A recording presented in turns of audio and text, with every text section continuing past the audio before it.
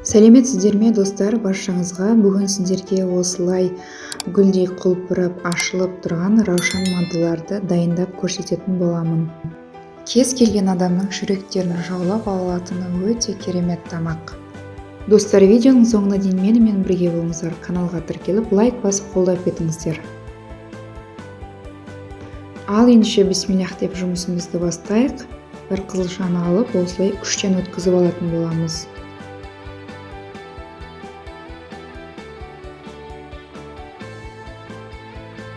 Күштен де өткізіп болдым. Ендеше осы қызылшаның үстіне кішкене су құямын, сосын шырынын ажыратып аламын.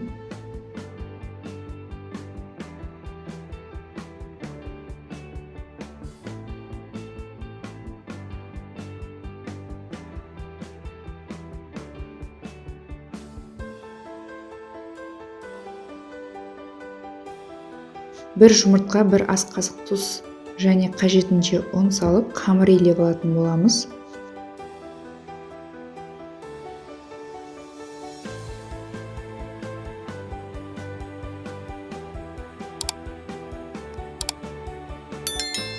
Мінекей қамырымыз да дайын. Бір шетке қойып, енді начинкасын дайындауға кірісемін.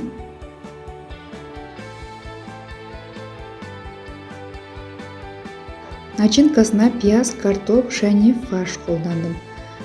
Қанша ингредиенттер кеткен описаниеге жазып кететін боламын.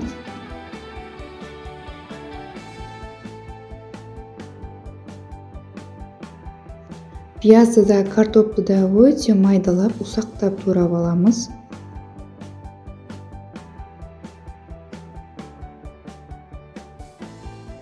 Тұз және дәмдеуіштерді қалауымыз бойынша қоса беруімізге болады. Начинканы да дайындап болдым. Мінекей ендеше қамыр жаюға кірісемін.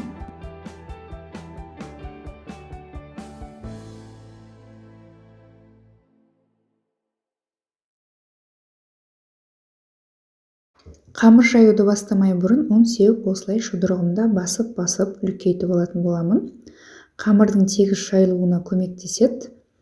Қамыр жаюды жаңадан үйреніп келе жатқан қыз-келіншектерімізге пайдалы ақпарат болар деп айтып жатырмын. Егер қамыр қиятын формаңыз болмаса, осылай кез келген банканың қақпағын аламыз да осылай басып дөңгелек формамызды шығарып алатын боламыз. Лайфхак қыздар.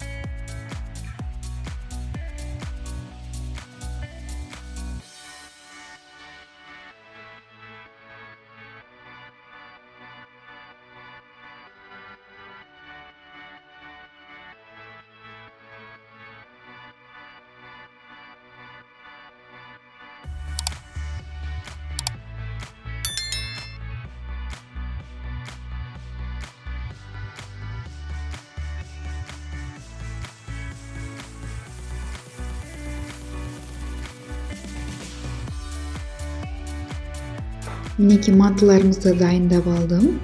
Ендеше астын осылай майлап, газдың астын қатты қойып, 40-45 минутта пісіріп алатын боламыз.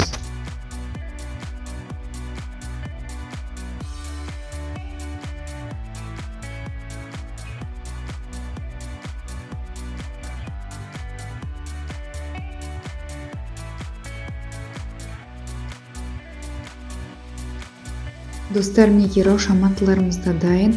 Өте әдемі болып шықты. Рецепті міндетті түрде жасап көріңіздер. Видеоларым сіздерге ұнаса, пайдалы болса, каналға тіркеліп, лайк басып қолдап кетіңіздер. Сіздермен болған Альбина, ас болсын.